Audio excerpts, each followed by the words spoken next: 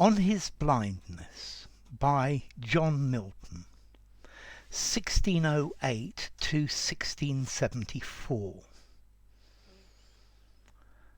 When I consider how my light is spent, ere half my days in this dark world and wide, and that one talent which is death to hide, lodged with me useless, though my soul more bent to serve therewith my Maker, and present my true account, lest he returning chide, doth God exact day labour, light denied?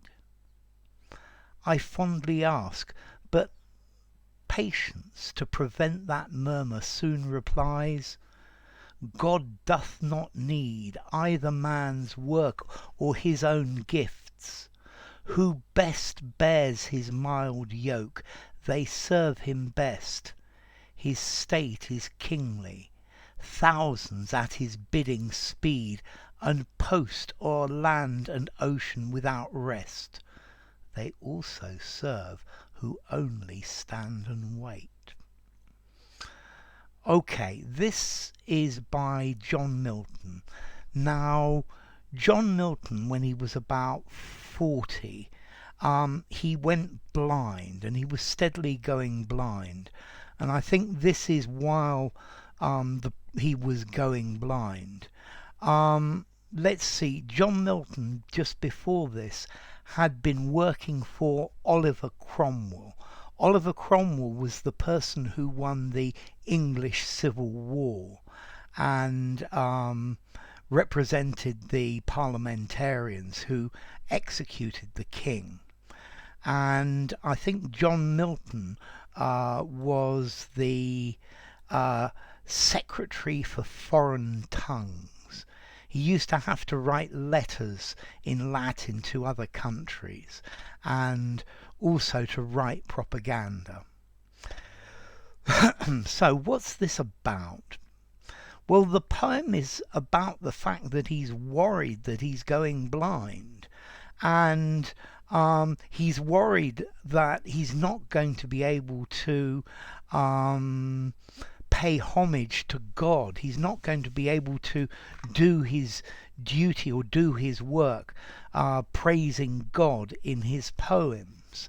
And he's wondering what's going to happen to him. Yeah, so he's trying to find an answer that how will he serve God if he's not able to write? What is he going to do? So let's try it. This poem's pretty confusing or pretty difficult. When I consider how my life is spent, ere half my days in this dark world and wide. So, my light. Okay, so I've spent half my life being able to see and to work. And this is the idea of light. And now the other half of my life is going to be in this dark, wide world. And he's saying, what am I going to do? Yeah, how am I going to deal with this? Okay, and that one talent, which is death to hide, lodged with me useless. So, let's look at this bit about one talent. This is a reference to a parable in the Bible. It's a Bible story where a master goes away on a very long journey, and he gives 5 talents. This is an amount of gold, 5 pieces of gold to one servant, and 2 pieces to another, and 1 talent to another. And anyway, the first servant with 5 talents goes out and invests the money and makes another 5 talents. And the servant with 2 talents does the same and makes 2 talents. But the one who's only been given 1 talent is terrified about the idea that he might lose his master's money. So he goes and hides it in the desert. And anyway, sometime later the master comes back and he's really happy with the servant who's made 5 talents, and he's very happy with the one who's made 2, and then he's furious with the one who's just hidden it in the desert, because he says, look, you at least you could have put it in the bank, and like that you'd have got interest.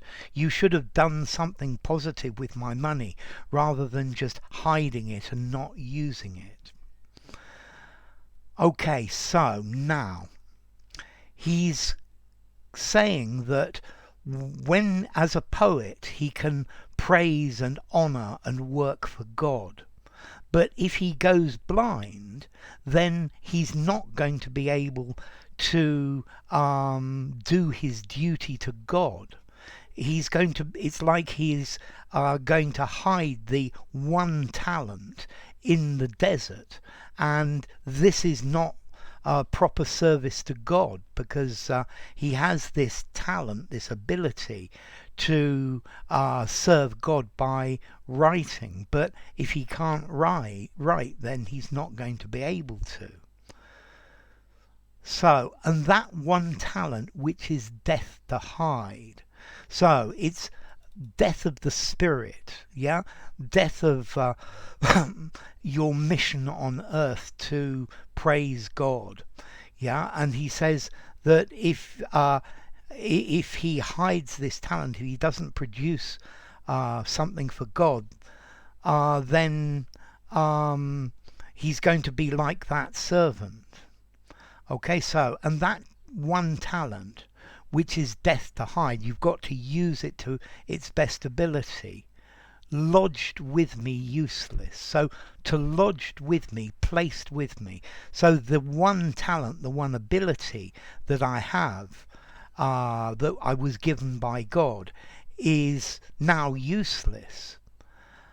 And though my soul more bent to serve therewith my Maker, and present my true account, lest he returning chide. So this fact that I'm going blind makes me even more hell-bent, even more determined to serve my God. Yeah, I'm even more determined to serve my God, my Maker, and present my true account and make the best of my existence, lest, for fear that when God, asks me what I've done, he will chide me, he will be angry with me, like the master being angry with the servant who hid 1 talent in the desert. Doth God exact day labour, light denied? So, is God really going to expect me to use my ability, my poetry, and work daily when I'm blind? Because I'm not going to be able to do it. Is God really going to ask that of me? I fondly ask.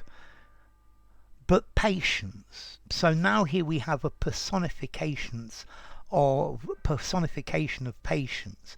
Now the character Patience appears, and patience wants to prevent this idea that God's going to demand that he write poetry and continue even though he can't, because he's blind and he's not going to be able to read and write. So Patience appears to stop him thinking about that, and Patience says, God doth not need either man's work or his own gifts. So Patience is saying God doesn't need you to work. Yeah, God doesn't need you to increase his presence on earth. Who best bear his mild yoke, they serve him best. So the people who live a good life and are good people, those are the people who do God the greatest honour. So the people who best bear his mild yoke. Okay, a yoke is the thing that you put over the shoulder of a horse or an oxen in order to plough the field. Yeah, so his mild yoke, who